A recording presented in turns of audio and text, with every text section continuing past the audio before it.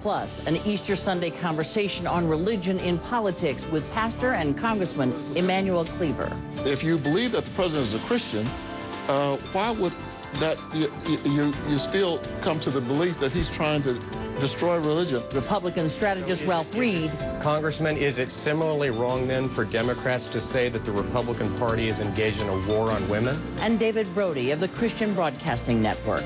I'm Candy Crowley. And this is State of the Union. Joining us from Atlanta is Ralph Reed, founder and chairman of the Faith and Freedom Coalition in Kansas City. Democratic Congressman Emanuel Cleaver, he's the chairman of the Congressional Black Caucus and a United Methodist Church pastor. And here in Washington, David Brody, chief political correspondent for the Christian Broadcasting Network. Gentlemen, thank you all for joining us on, a religious holiday for any number of religions this weekend, which is why we wanted to have this conversation. We were struck by, first of all, a poll. This is a Pew Research Center poll. And the question was to Americans, do you think there has been too much, too little, or just about the right amount of faith and prayer expressed openly by politicians?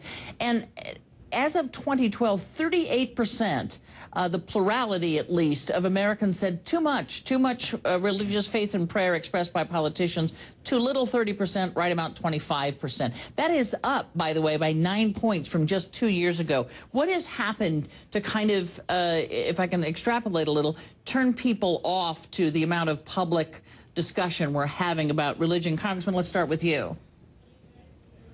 Well, it's becoming a political issue every 2 years, and then for sure every 4 years, we try to put God on the ballot. And I think that the American public is tiring of it. Look, the Sixth Amendment to the Constitution declares that there shall be no religious test. And so God did not burden the United States with diversity, but blessed us with it. E pluribus unum, out of many, one. And I think that we are a nation that does not have a national religion. In fact, the Bill of Rights says that we cannot even establish one. So I think the American public, for all of those reasons, are saying we're tired of it. Ralph, would you agree? I know that you work with a lot of groups to and get out the vote efforts and getting people to register. And what is it that's turning folks off right about now? Well, I think what the poll indicates, Candy, is something that's not new in American history, and that is a, for lack of a better term, a sort of historic antipathy for clericalism. That is to say, a sense in which church and state would be intertwined, and that politicians would try to use religion for partisan or political purposes. That's what they don't want to see. But there's a huge difference between that and the engagement of people of faith as effective citizens, exercising the same God-given rights of citizenship as everybody else, to be registered to vote, to become involved in the political party of their choice, to vote, to turn out to the polls, to try to influence legislation.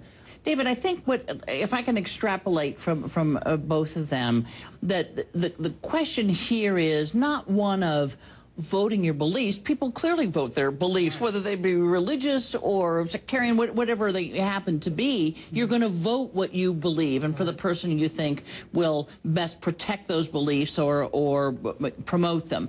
But what we don't want is for religion to be used for political ends. Is that, I mean, I think that may be what we're seeing. Well, sure, and I think that's some of the skepticism. The issue, though, let's take Rick Santorum and Michelle Bachmann, for example, just a couple that we saw in the presidential sweepstakes here. I call them sweepstakes.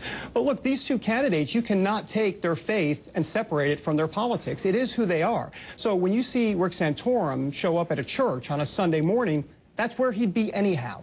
Congressman, I want to play something that President Obama said. He was at the National Prayer Breakfast. This was in early February, and he took some heat for this particular remark. Let me just play it. If I'm willing to give something up as somebody who's been extraordinarily blessed, and give up some of the tax breaks that I enjoy, I actually think that's going to make economic sense. But for me as a Christian, it also coincides with Jesus' teaching that for unto whom much is given, much shall be required. Congressman, what did you make of that remark? Is that using religion for political purposes, or is that applying your religious beliefs to your politics? Well, let's keep in mind that that was a national prayer breakfast. I didn't see anything wrong with it in that environment. I think the trouble comes when we try to use it to separate us from others. In other words, religion becomes ethnocentric. We want to say that we are okay, and all of us are still under construction, which means that we're not infallible. And the president's never said that. I think we've gone way too far with all of this. The president's declared war on religion. That is absurd. The Chinese have declared war on religion. The Iranians have declared war on religion. And I think when we exaggerate things like that, it further polarizes the country and creates the thought that maybe we all need to be similar in our theologies, and I think that's doing damage to the Constitution. Let me, Ralph, ask you about this idea, because certainly the Republicans, ever since the whole problem with contraception and churches and whether church facilities should be forced to provide contraception and health care insurance, the Republicans have been pretty fast on the list with the words war on religion. Do you honestly think that Barack Obama as president or the Obama administration in general has declared war on religion? Those are pretty hot words. The question here isn't Obama's faith. The issue here are his policies. And when you, by the way, go before federal courts and say that the Defense of Marriage Act is unconstitutional, when you're required to defend the laws of the Congress of the United States, which the president has signed into law, in other words, it's your obligation to defend federal law. On case after case, religious churches, charities, educational institutions, this administration has shown either a total insensitivity to, if not outright hostility, to the religious beliefs of millions of Americans, and it doesn't matter why. The point is that on issue after issue, they've just been hostile to the First Amendment's right to practice religious faith free from government restriction. Excuse me, Mr. Reed.